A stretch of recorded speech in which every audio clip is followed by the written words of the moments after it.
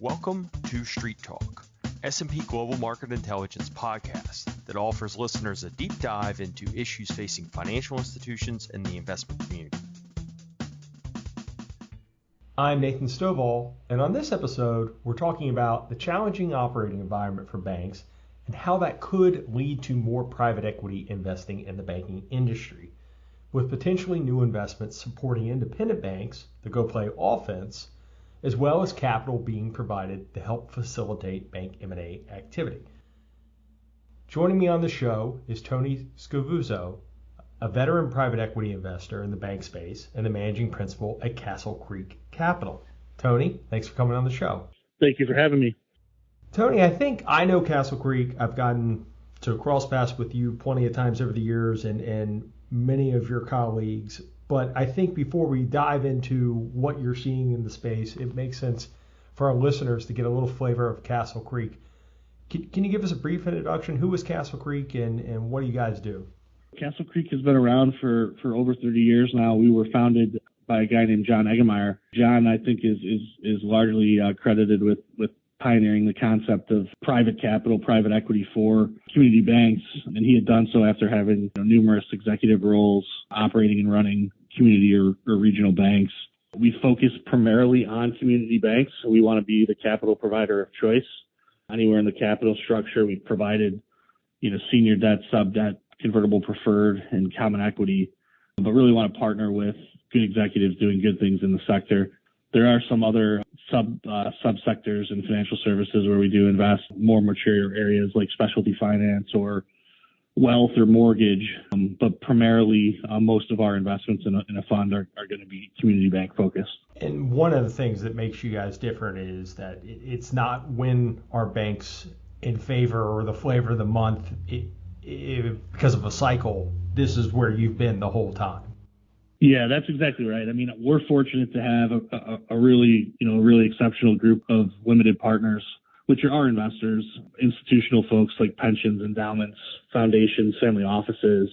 And those funds are generally 10-year life funds. And so they trust us with duration to invest through cycles and, have been fortunate to have the capital be fairly sticky and have been able to do so over the couple decades. And so you're right. I mean, we're permanently, invested in the sector and do not kind of come and go as some other folks do as opportunities arise. But we're committed full time to the sector, to the community banking sector. And we are hearing of more folks looking at the space now, and we're going to get into a little bit what you're seeing there, but I want to talk a little bit about the environment and maybe why that is. And I think it is the idea that earnings being challenged with the idea that funding costs are rising notably while we're facing the pressure from lower yielding securities.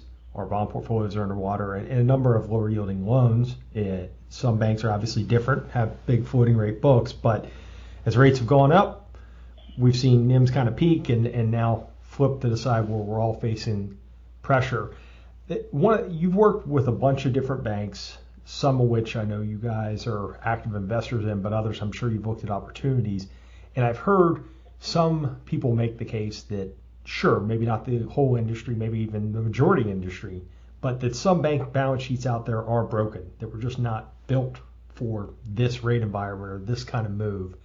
Do you think that's true, that there are some folks out there who are really in a tight spot? We do, and I think it would maybe be helpful to just back up a little bit. And I think a year and a half ago when it was become pretty kind of common knowledge that interest rates were going to be going up and that the Fed was going to be raising the Fed funds rate, I think most people would have suggested that that's going to be a positive, for the banking industry, especially folks that are asset sensitive. But what I think no one predicted or really appreciated was the speed at which that happened. To have rates rise that fast over such a short period of time, effectively then resulting also in an inverted yield curve, it's just created a whole host of headache for bank profitability. And layer on top of that, as a result of some of those things, particularly the rates, the speed at which rates were raised, you had the Silicon Valley Bank liquidity issue, and a couple other banks were part of that as well. And so as we sit here at this moment in time, In some ways, it feels like that happened a lifetime ago, but it was only 7 months ago. And so you can kind of see regulations start to trickle down, and some of the field exams that we're seeing across the country, there's a very heightened attention on banks that have significant bond marks in their bond portfolios, and also, potentially have tighter liquidity for whatever reason. So the interest rate risk, liquidity risk has become a real problem. And as a result, I think you see a lot of banks that are really struggling, with both of those issues. And that has nothing to say about credit. There's folks that think that there's a credit event coming, or a recession of some sort, and if you layer that on top of depleted capital and depleted liquidity, it could really create a problem and create a need for capital in the sector. On the operational side, I feel like a lot of our audience has some appreciation for that, and maybe the bankers do have appreciation for this too, the regulatory piece you're talking about. But on the operational side, we can look and see what's happening in the margin, see what's happening in the funding costs, see in the last quarter deposit betas be over 100% on interest-bearing deposits, and say, okay, that leads to real pressure on earnings. But what you spoke to on the regulatory side, I've heard regulators at events talk about when tangible common equity gets below 5, we start subjecting banks to more scrutiny, and that even because of a mark on the bond portfolio, or that we want to see liquid assets exceeding uninsured deposits and things like that, and that can lower your liquidity ratings. And it sounds like you're talking about some of those things. Are you starting to see that show up in bank boards and how they look at the environment and change their view of the environment? Or is it right now just more, okay, this is pressure, we're going to deal with it, and maybe we'll think we need more capital to kind of get through this? But have you seen sort of a shift from that, call it the earnings pressure and the regulatory pressure yet at the bank board level?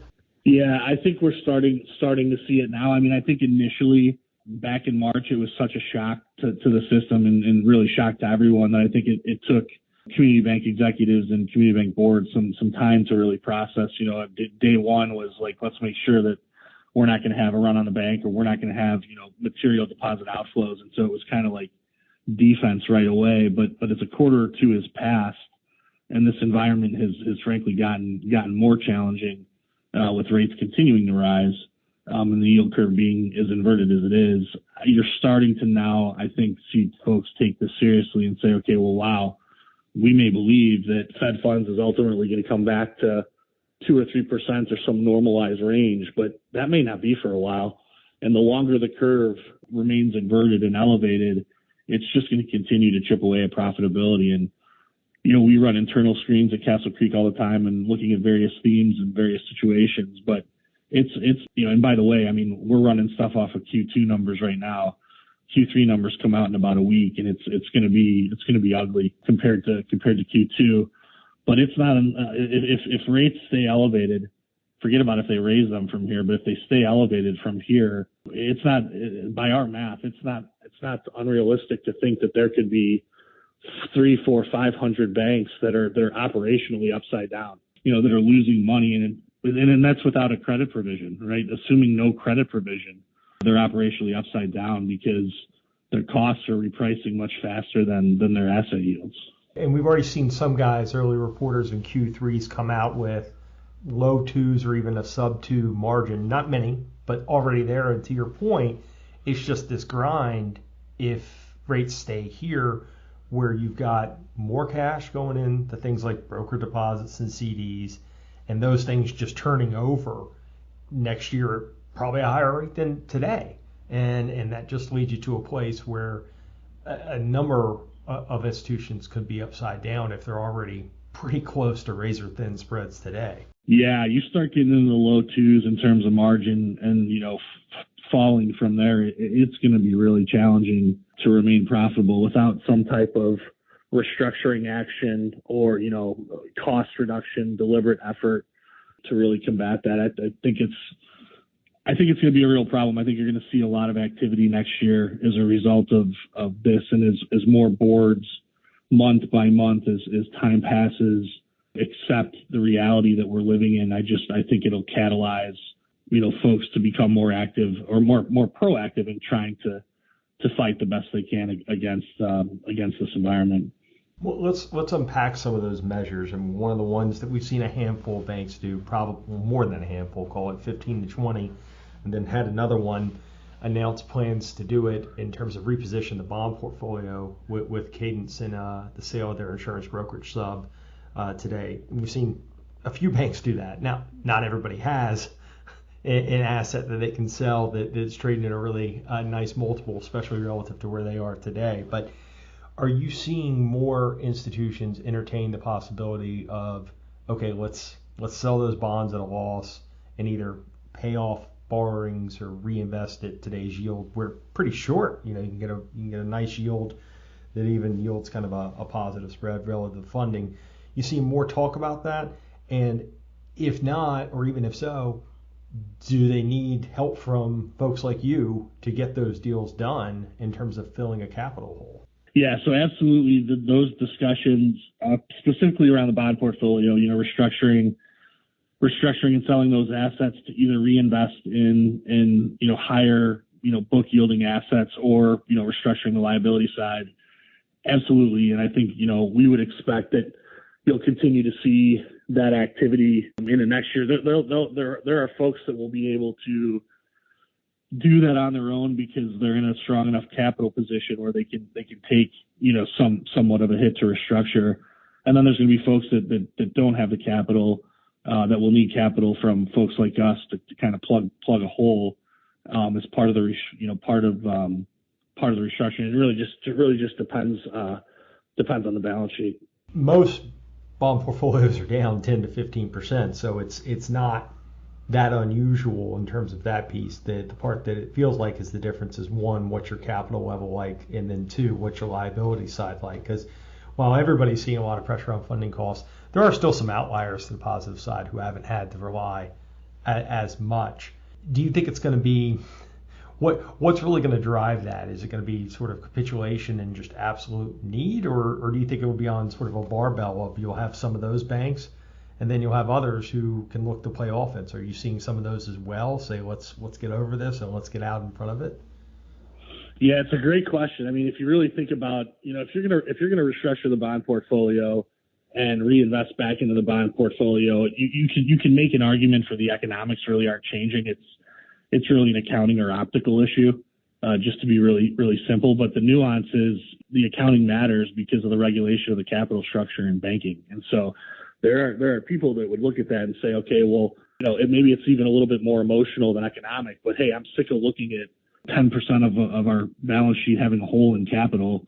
And if we can restructure this, take the loss, but reinvest in higher yielding securities, I can sleep better at night. And I know that I've put the problem for the most part behind me. So I think there are folks that are motivated that way just to clean it up and move on. And then I think there's other folks that maybe aren't as fortunate and are more in a defensive position and need to do so for liquidity related reasons, or potentially credit related issues that they may see percolating too as well. Yeah, what have you seen on the credit side? Because we've heard talk about that, of course, and you've seen one-offs where someone's either taking a big charge off on an office property or maybe selling somebody. You haven't seen a lot in terms of loan trades, and maybe that's because credit has held up to date. We know it's going to get worse, but are you seeing banks look to do similar pruning there, either because yields are low or maybe because they're worried about exposures like, say, office or other pockets of CRE? I mean, in terms of just credit outlook right now, I mean, the part of the market where we do most of our investing is call it banks $15 billion and less,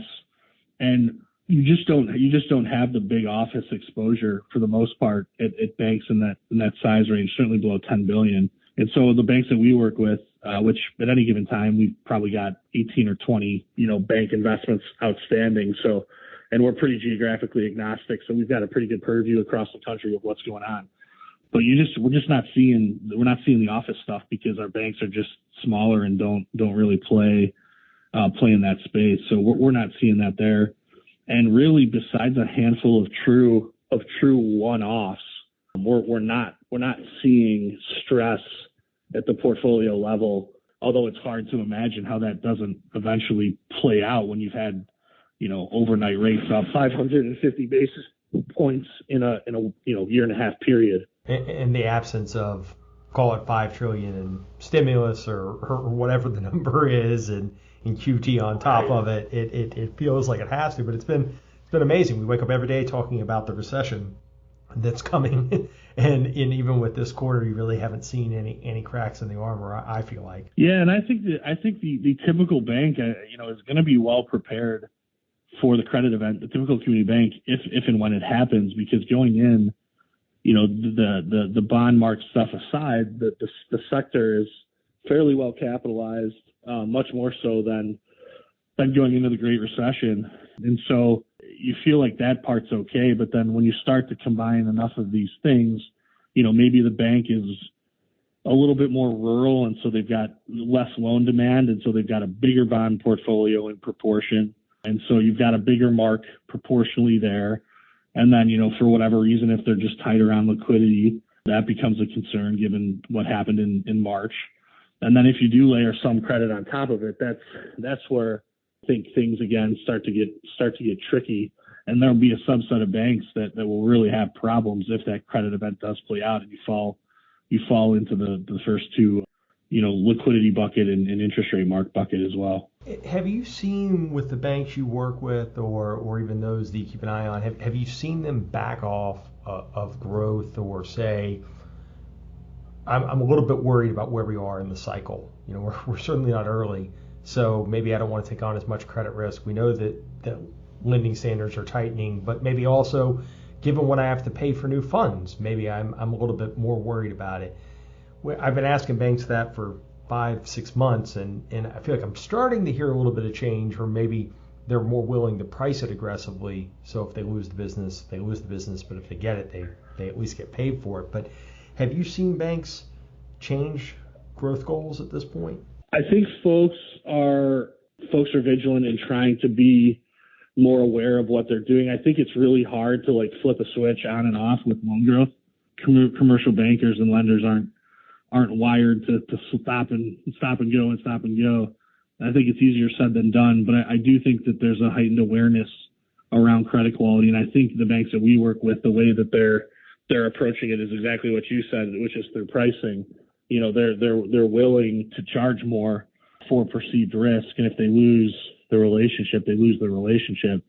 But they're not going to certainly overpay for something and stretch, at this point in the cycle. Yeah, that seems to make sense to me. I've talked about it with folks this way, that you have, as you just spoke to, you've got the lending side of the house and the producers, and them sort of living on a completely different side of the house than, call it, the risk and treasury team, and the fight you have there and keeping your producers engaged while trying to moderate risk. It seems like that's the nice in between. Say, go for it. Just bring me credits with X handle on it. Yep. And they'll take care of it. Yep, exactly. And I think, a lot of CEOs these days, bank CEOs, I think, find themselves, playing referee, in the middle of those risk groups and the producers, for sure. So with all this backdrop of earnings challenges, potential for credit risk, what we know there's going to be more. You can't have all-time low losses forever. And some of the things you spoke about earlier, making it really hard to fix the situation if rates remain higher the longer. I've been hearing more of, call it, your competitors, I guess, and private equity land who might not live in the space showing up. Are you seeing more PE firms other than Castle Creek sort of show up at the table and kick the tires on banks? Yep, I think you saw some of that around Silicon Valley. You saw it with PacWest and Bank. And I think you'll see more of the larger private equity firms that have financial service focus probably come around during this cycle as well, because it's just sheer simple math. I mean, there's banks you can screen on this and pull call report data, but there's a lot of banks that you could argue have a capital need, because of the things we've talked about. And in some cases, $3, $5, $10 billion bank, if the bond portfolio is large enough, that mark could be, a several $100 million issue. There's not, Castle Creek while we're tried and true in the sector, our fund size is, typically 250 million or so, plus or minus, and that's generally where we are. And so, we're making investments on average of 20 to $30 million per investment. And so, if there's a $300 million need at one bank, some of those larger folks just have much larger funds and much higher capacity to write those checks. The folks that are in the industry like us, that are similar, that are kind of tried and true, those are just much bigger size checks that are needed. And so I think that demand and that sizing is what will draw in some of the larger, private equity folks that kind of come and go periodically. Sure. And we talked about some of the ways that they could show up facilitating some of those loss trades, in the bond portfolio, maybe on the credit side. You mentioned PacWest. You had two PE firms backing the Bank of California PacWest deal. Do you think you see more structures like that? And maybe not even that size, maybe more at the Castle Creek sort of pure play size, where you've got two similar sized banks coming together and they may both have a hole, just given what's happened to rates, but outside capital plugs that hole and allows them to move forward?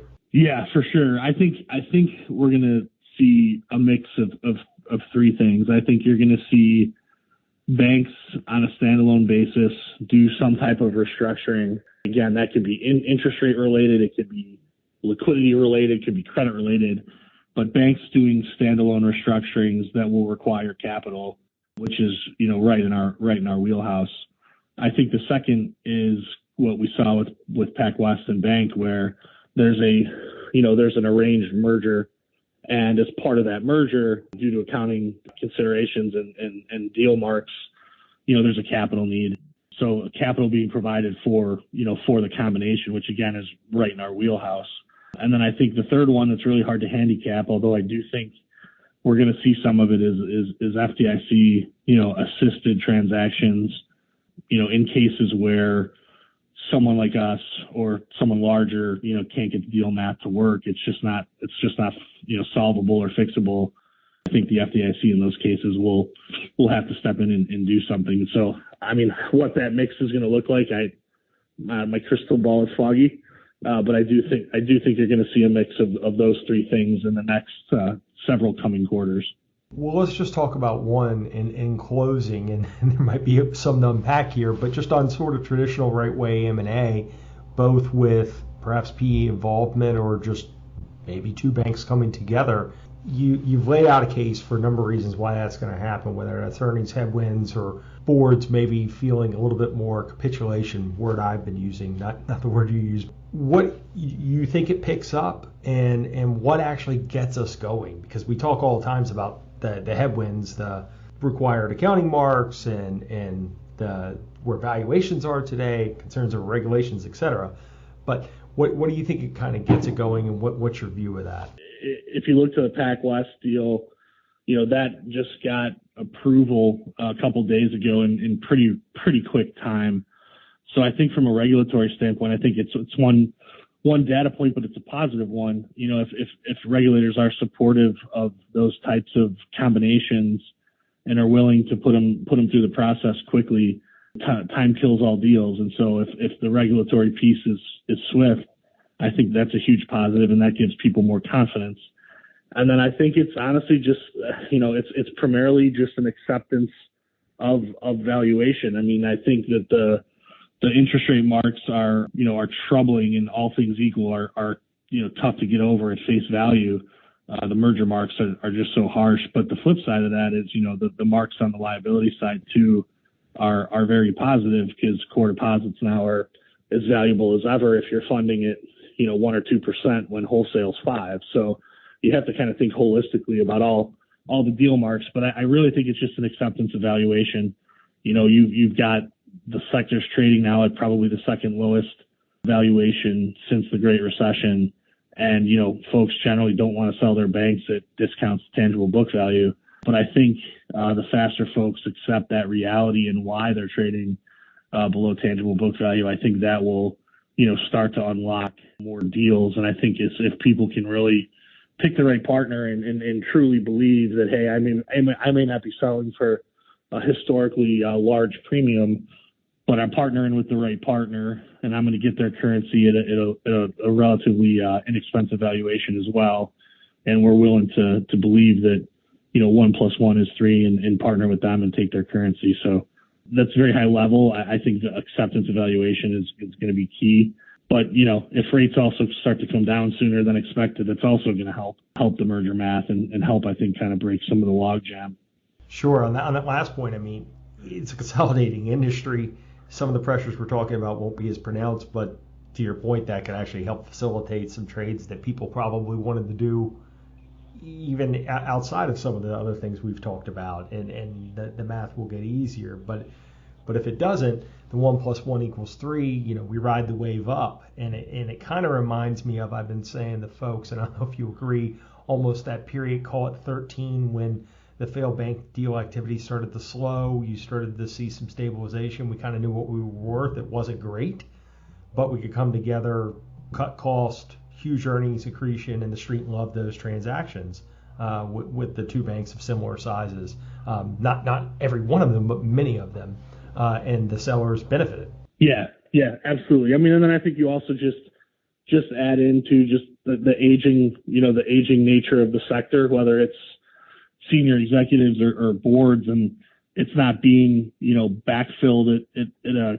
commensurate rate with the new folks out of college or millennials. And so you've got a talent gap that's existing, a succession issue in community banking, and you layer that on top of the fundamentals that are challenging, and you kind of roll it all in together, and it will ultimately motivate people to sell. It's just sometimes it takes time to accept reality. I think that's a great place for us to leave it. Tony, thanks for coming on the show. Really appreciate the time, Nathan. Thank you for inviting me. It's always good to chat and catch up.